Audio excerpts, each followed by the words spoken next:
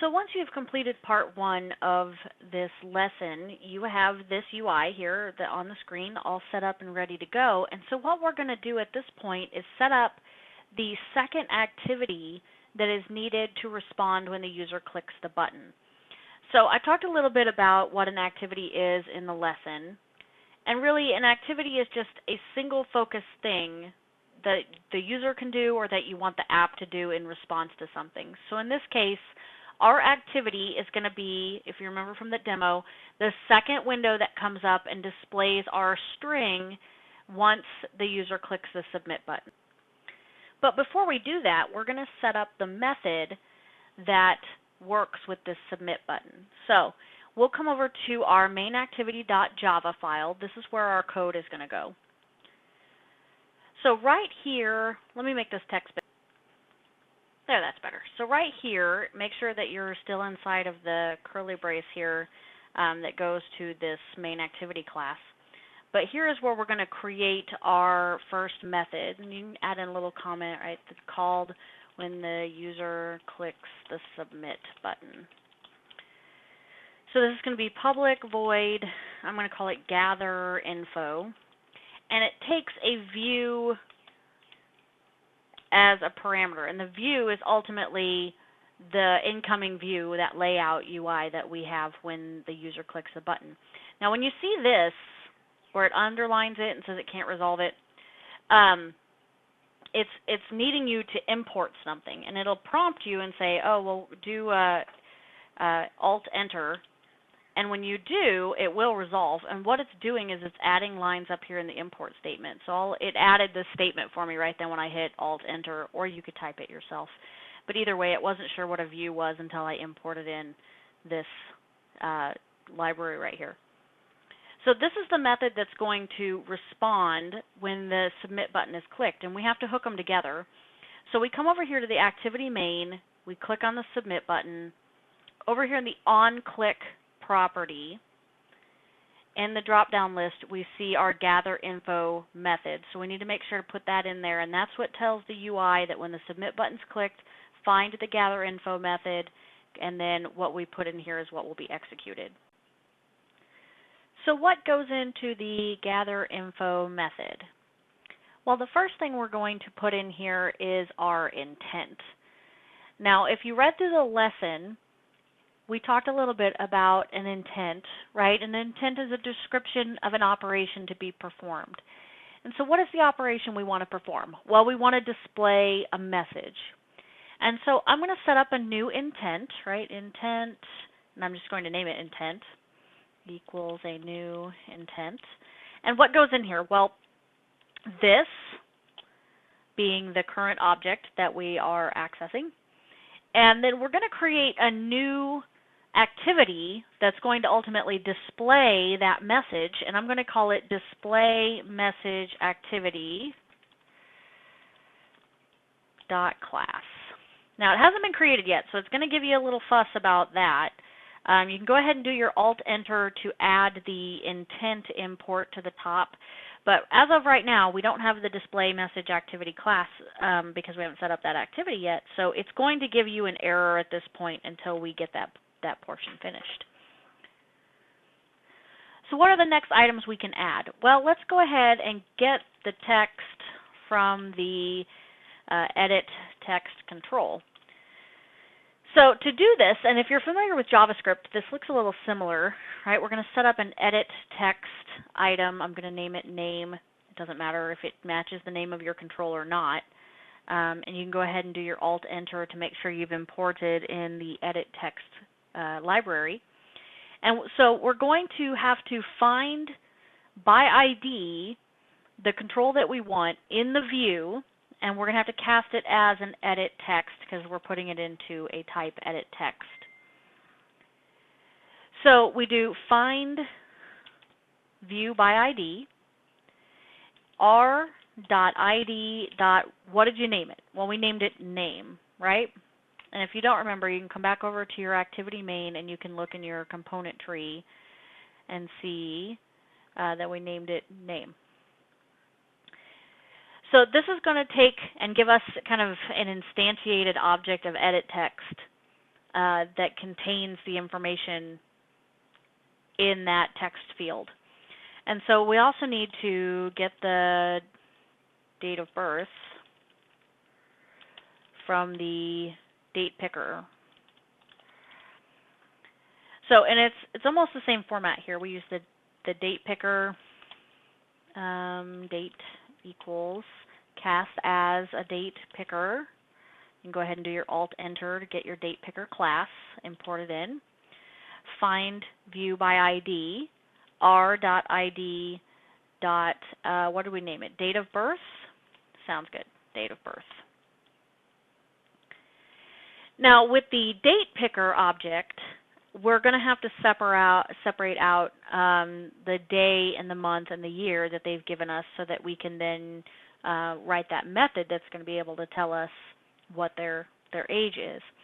And so I'm going to set up some basic integers, int day, right? And to get the particular day from the date picker, we use date.getDayOfMonth. And we want the year, so we get int year equals date.getYear. And we want the month, and the month is a little tricky, so we get date.getMonth, right?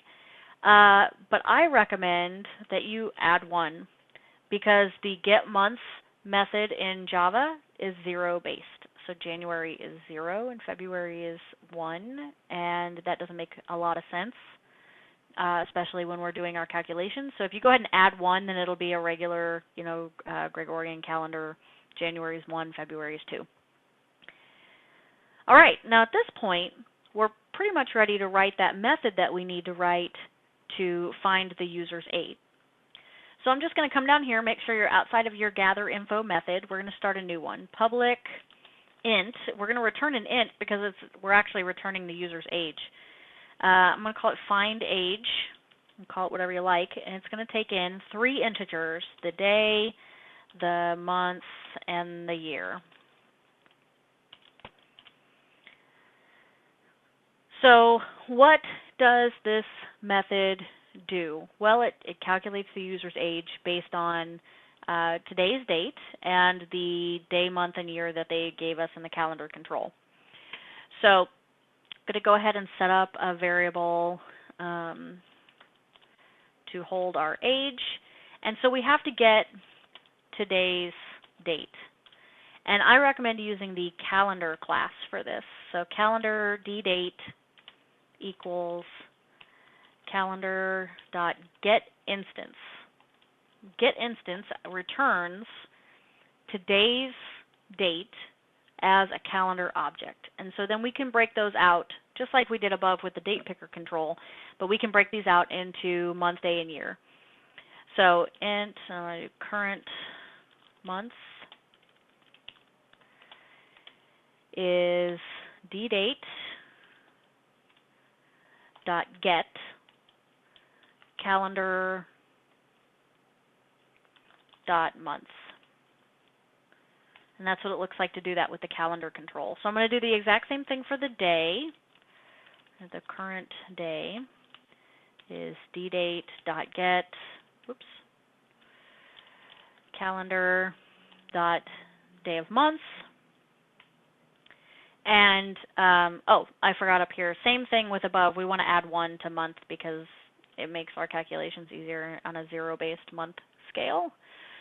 And then current year is ddate get calendar dot year.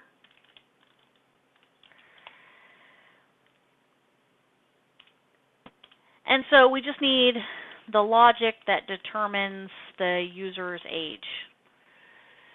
So this is just a basic if-else statement here.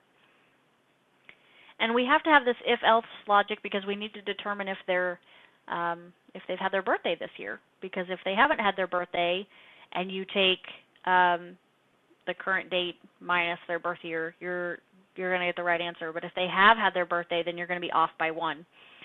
So depending on the way you think about this, so if the month that they're saying that they were born is greater than the current month, or